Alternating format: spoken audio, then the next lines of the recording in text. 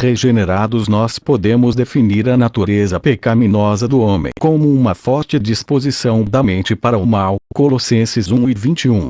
Romanos 8, 5, 7.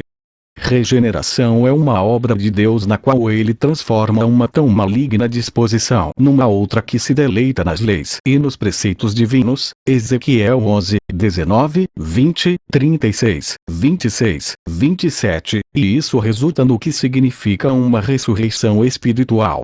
Regeneração é uma transformação drástica e permanente no nível mais profundo da personalidade e do intelecto de alguém, que podemos chamar de uma reconstrução radical.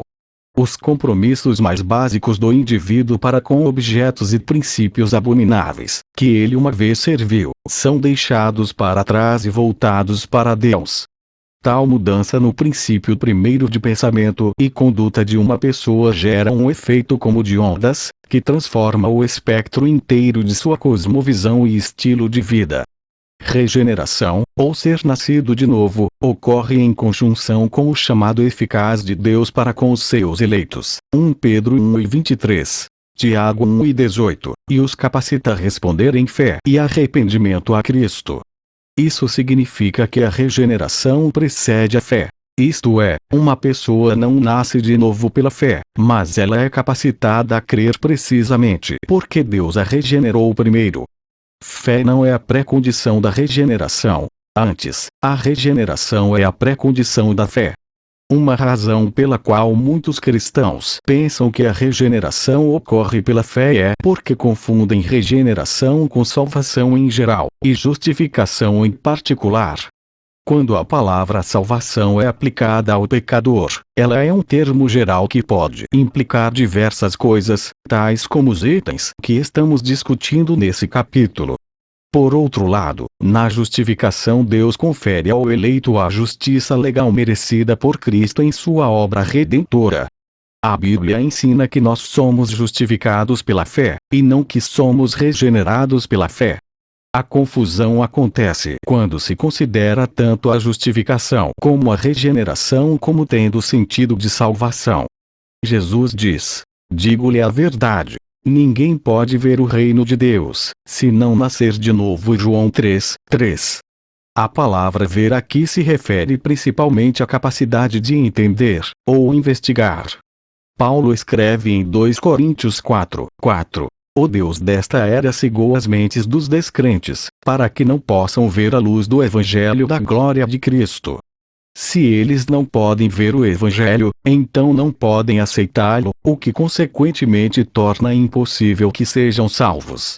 Mateus 13:15 estabelece um ponto similar. Pois o coração deste povo se tornou insensível. De má vontade ouviram com seus ouvidos, e fecharam seus olhos. Se assim não fosse, poderiam ver com os olhos, ouvir com os ouvidos, entender com o coração e se converter, e eu os curaria. Ou, como Marcos 4:12 diz, de outro modo, poderiam converter-se e ser perdoados. Uma pessoa entenderá somente quando for capaz de ver, e somente quando ela entender é que ela será capaz de se voltar, isto é, se converter. Mateus 13:15. Se é necessário ver antes que alguém tenha fé, e se a capacidade de ver é somente possível após a regeneração, João 3, 3, então naturalmente a regeneração vem antes da fé. Revisando, Deus escolheu um número de indivíduos para receber a salvação. Após isso, Cristo veio a esta terra e pagou o preço do pecado pelos eleitos. Então, cada um dos eleitos é intimado a crer no Evangelho nos tempos específicos designados por Deus. Contudo, visto que os eleitos nascem pecadores, há presente dentro deles uma forte disposição para o mal, tornando-os incapazes e não dispostos a responder. Portanto, ele regenera os pecadores eleitos ao mesmo tempo em que os intima, e coloca em cada um deles uma nova natureza que se inclina para Deus e a justiça. Assim, a regeneração é uma obra monergística, ela é uma obra de Deus que produz seus efeitos sem qualquer cooperação da pessoa que está sendo salva. João 1, 12, 13 faz referência à natureza monergística da regeneração. Mas a todos quantos o receberam, a eles ele deu o direito de se tornarem filhos de Deus, aqueles que quem creem em seu nome, que não nasceram do sangue, nem da vontade da carne, nem da vontade do homem, mas de Deus. A passagem indica que a regeneração não ocorre por se pertencer a uma descendência natural particular, nem ocorre por decisão humana. V. 13. A opinião popular sobre a regeneração é que, mediante uma decisão por Cristo, o homem pode nascer de novo e, desse modo, ser salvo do pecado. Porém, a Escritura ensina que a regeneração é uma obra totalmente de Deus, que Ele efetua em seus escolhidos, e que não ocorre através da vontade do homem. O vento sopra onde quer. Você o ouve, mas não pode dizer de onde vem nem para onde vai. Assim acontece com todos os nascidos do Espírito. João 3, 8.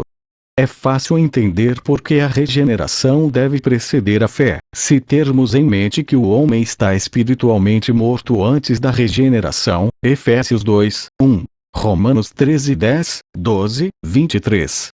Por causa da hostilidade da mente às coisas divinas antes da regeneração, os eleitos por si mesmos nunca chegariam à fé em Cristo quando o Evangelho lhes fosse apresentado. É Deus quem age primeiro, e tendo mudado a disposição deles de má para boa, e das trevas para a luz, eles então respondem ao Evangelho pela fé em Cristo, e por ela se tornam justificados aos olhos de Deus. Atos 16 e 14 registra a conversão de Lídia, e o versículo diz que foi Deus quem primeiro abriu seu coração para que ela pudesse responder à mensagem de Paulo.